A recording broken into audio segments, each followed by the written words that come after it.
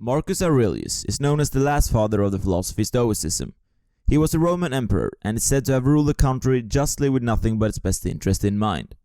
Meditations is a collection of notes he took during his lifetime, trying to make sense of the universe and finding a proper way to live, centered around the judgment and opinions of the mind. Although the book is about 2,000 years old, it has a profound impact even today. This is Detox Dan presenting the top 5 takeaways of Marcus Aurelius' Meditations. Takeaway number 1. External events. If you are pained by external things, it is not they that disturb you, but your own judgment of them. And it is in your power to wipe out that judgment now. There is little point wasting energy on things that are outside of your control. Everything that happens will be according to nature. It is neither good nor bad. It is merely the universe's dance of atoms, forever changing. Nothing will happen to you that you weren't born to handle. Thus, you shouldn't pray for specific outcomes in life, but rather to be able to handle whatever happens to you. Think about it. Would you rather be a person who never gets fired from your job, or someone who can handle being fired without complaining and is able to work on yourself until you get a better job? If you let anger, envy, or other negative emotions get the best of you, you will act against nature. In anger, you may create evil in the world on purpose, like inflicting pain on your fellow humans just because you can. If you are terrified of pain, you will be easily manipulated and not be ready to stand up for good at whatever cost. You will follow the masses wherever they go, as long as it maximizes your short-term comfort. Marcus summarized this in some pretty harsh words.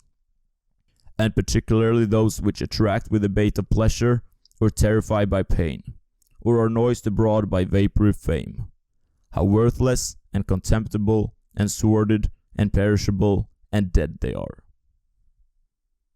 Takeaway number 2. Discipline. Discipline is one of the main features of a proper Stoic. It is needed to be able to do the expected work of a human in a rational society. That means putting your best foot forward towards doing what is best for all the people involved. If something you did was overall good for society, no other reward for the task than that should be sufficient to motivate you. You need discipline to work on your character. Being your best self is important to be able to execute at your full potential. To become a man who is pleased simply through the action of doing good, you need to have zero attachment to pleasure. For if you are seeking pleasure, how can you be happy when you don't receive it? In that case, you would experience the opposite, pain, caused by misaligned expectations. Not being attached to pleasure is also a matter of discipline. Your rational mind can always beat the impulses of doing something short-term pleasurable, if it is present enough. This requires discipline in your mental dialogue as well. You need not to feed into the childish wants of the brain, but do everything you can to keep the rational mind and soul in charge. And not to be led aside by anything, and cheerfulness in all circumstances, as well as in illness, and a just admixture in moral character of sweetness and dignity, and to do what was set before me without complaining. Takeaway number 3. Dealing with other people.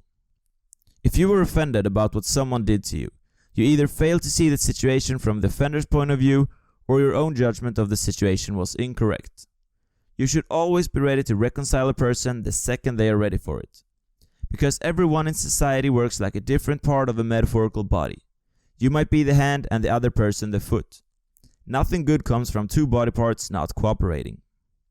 Every morning when you wake up, you should prepare yourself for dealing with people that are arrogant, ungrateful, and deceitful. Tell yourself that they haven't yet learned to live according to nature and don't judge their ignorance. Instead, do your best to lead with example and show them the proper way of living. This doesn't mean that you have to naively trust someone who screws you over again and again though.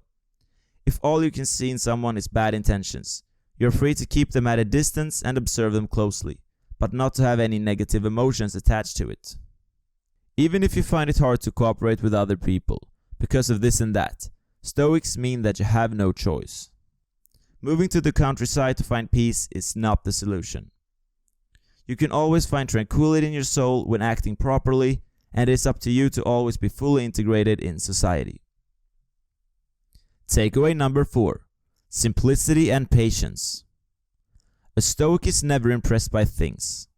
Fancy clothes and big houses are just unnecessary attachments.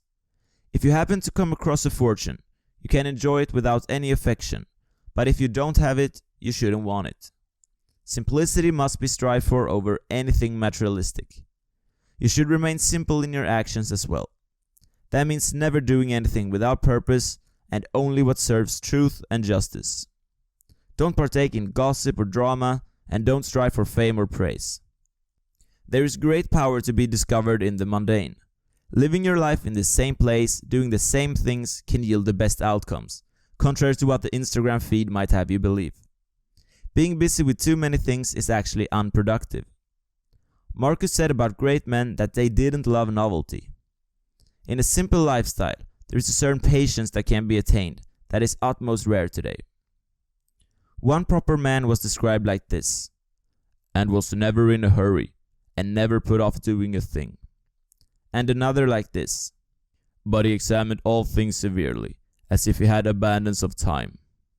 Imagine if we could stop doing a million things each day, and instead do the few important but uncomfortable things we are running from in a slow and steady pace. That's a world I would like to live in.